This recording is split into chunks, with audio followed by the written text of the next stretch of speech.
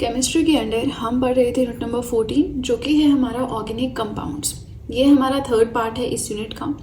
आज के वीडियो में हम पढ़ेंगे कि पेट्रोकेमिकल्स क्या होते हैं। आपका पेट्रोल, डीजल, सीएनजी, एलपीजी, इस तरह की चीज़ें हमें आज के वीडियो में कवर करनी है। सिर्फ 2 पेजेस के नोट्स हैं इस टॉपिक के, तो आप सभी से बस इतनी सी रिक्वेस्ट है कि वीडियो के साथ में नोट्स बनाते चलें। ये नोट्स आपके लिए काफ़ी ज़्यादा इंपॉर्टेंट प्रूव होंगे।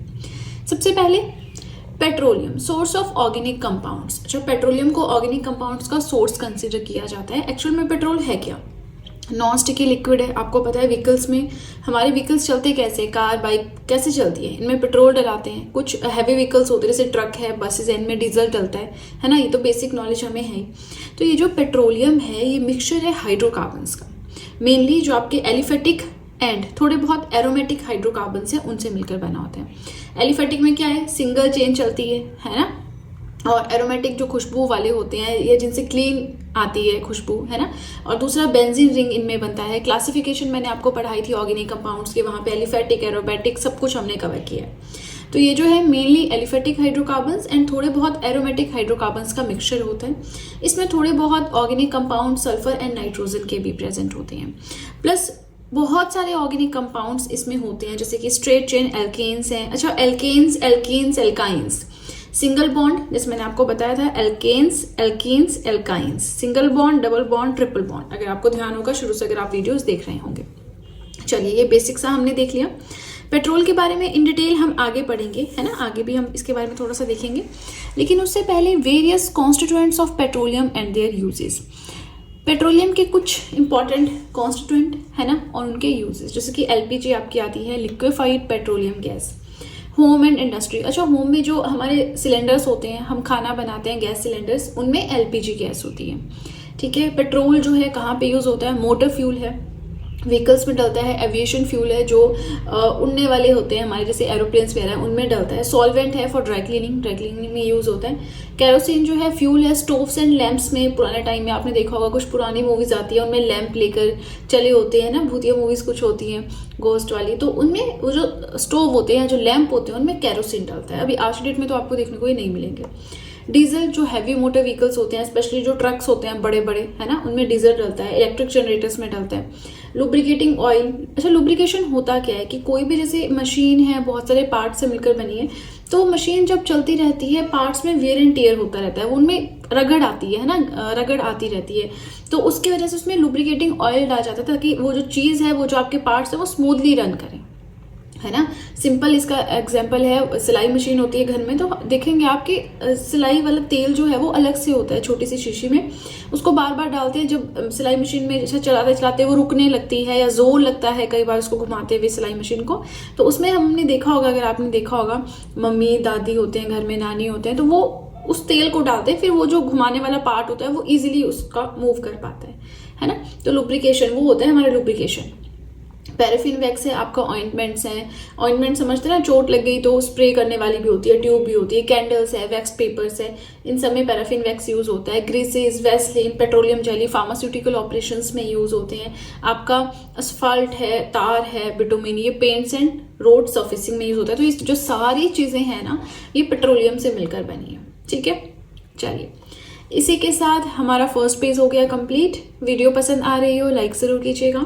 इसी के साथ देखिए, आप सबसे रिक्वेस्ट है कि वीडियो के साथ में नोट्स बनाएं। ये चीज़ नहीं होनी चाहिए कि बाद में नोट्स बनाएंगे। जहाँ से भी जो से भी आपको चैप्टर मिलता है वहाँ से शुरू करें नोट्स मेकिंग।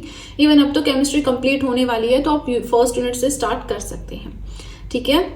इसी के साथ आप सब चाहें तो GS handwritten notes purchase कर सकते हैं, जिसमें history, polity, geography, economics, current affairs, art and culture, biology, ये सारी पीडीएफ्स आपको मिल जाएंगी। परचेज लिंक मैंने डिस्क्रिप्शन बॉक्स में दे रखा है, राइट। चलिए, तो अब सीधे चलते हैं अपने सेकेंड पेज की ओर। नेक्स्ट आता है petroleum. Petroleum, diesel, green diesel, LPG, CNG, ये चीज़ें हमें इस पेज के ऊपर कवर करनी है। पेट्रोलियम नेचुरल फ्यूल है, नेचुरली बनता है ना। बिलियन ऑफ ईयर्स हम पढ़ते हैं, लाखों हज़ारों साल लगते हैं बीनीथ द अर्थ इन सारे क्रूड ऑयल जो होते हैं इन्हें बनने के लिए। ऐसे थोड़ी पेट्रोलियम अलग से मिलता है, डीजल अलग से मिलता है, सारा क्रूड ऑयल होता है, फिर उसको हम अलग अलग मेथड्स यूज़ करके पेट्रोलियम अलग करते हैं, डीजल अलग करते हैं। ठीक है।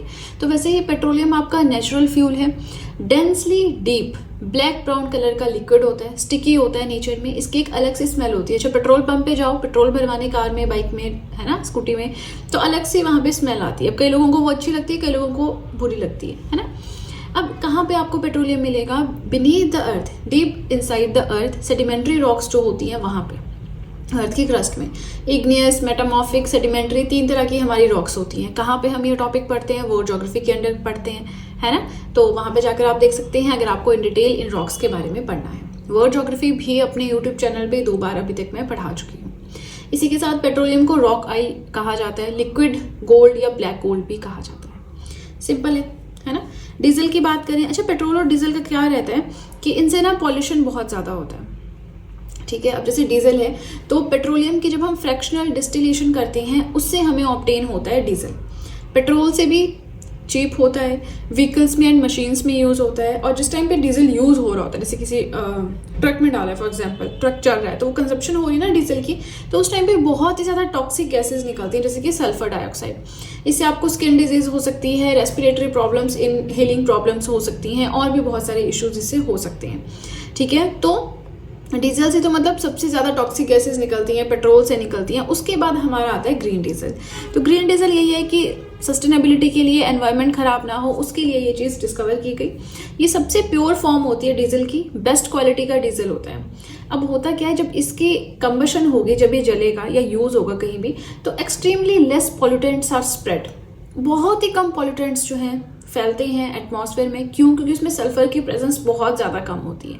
पेट्रोल एंड डीजल में बात करें सल्फर बहुत ज़्यादा होता है, लेकिन ग्रीन डीजल में नहीं होता है। ग्रीन, देखो ग्रीन वर्ड कहीं भी लग गया ना, मतलब हम एनवायरनमेंट के ऊपर फोकस कर रहे हैं। एनवायरनमेंट खराब नहीं होना चाहिए, गैसेज एमिट नहीं होनी चाहिए, धुआं एमिट नहीं होना चाहिए, है ना, इस तरह से हम बात कर रहे हैं। तो जब भी ग्रीन डीजल का कंबशन होता है, extremely less pollutants are spread in the atmosphere because of low sulphur present in it.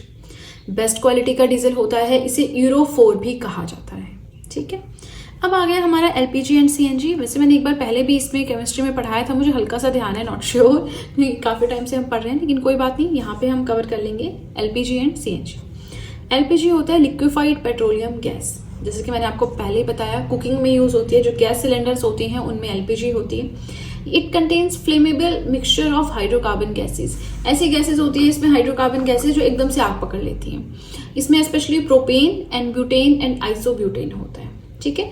दूसरी साइड हम बात करें सीएनजी की। सीएनजी है कॉम्प्रेस्ड नेचुरल गैस। ये जो आपके ऑटो रिक्शास चल रहे हैं आजकल, बसेस भी आ गई हैं सीएनजी वाली। तो सीएनजी वाली बस का मतलब है कि बस में आप पेट्रोल नहीं डालेंगे, डीजल नहीं डालेंगे, वो सीएनजी से चलेगी, इस गैस से चलेगी। इससे क्या होगा कि जैसे वो चलती हैं तो वो धुआं नहीं छोड़ती, है ना, और एनवायरनमेंट खराब नहीं होता। क्लाइमेट चेंज के लिए कुछ गलत चीज़ हम नहीं कंट्रीब्यूट करते, और आवाज़ भी नहीं आती। आप देखेंगे ना सीएनजी वाली जो बसेस होती हैं उनकी आवाज़ भी नहीं आती, पता ही नहीं लगता। एंड एक और चीज़, अभी जैसे जो सीएनजी, ऐसे व्हीकल्स जिनमें सीएनजी यूज़ होता है, पेट्रोल डीजल यूज़ नहीं होता, उनकी नंबर प्लेट भी ग्रीन होती है, ध्यान देना, है ना। चलिए, तो सीएनजी की फुल फॉर्म देख ली हमने, कॉम्प्रेस्ड नेचुरल गैस। इसका मेन कंपोनेंट मीथेन होता है, CH4 प्लस। मीथेन इसमें ना 80-90% के अराउंड होता है, कई जगह आप देखेंगे तो 95% के अराउंड मीथेन बताते हैं। उसके अलावा और भी कुछ गैसेज होती हैं, आपका नाइट्रोजन है, कार्बन डाइऑक्साइड है, और हाइड्रोकार्बन्स, अदर हाइड्रोकार्बन्स।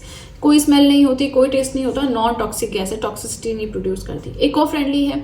ये एमिट करती है वाटर वेपर। जब भी कोई व्हीकल है, कुछ भी है, सीएनजी यूज कर रहा है तो वो वाटर वेपर एमिट करेगा, जो कि एनवायरनमेंट के लिए खराब नहीं है, ठीक है।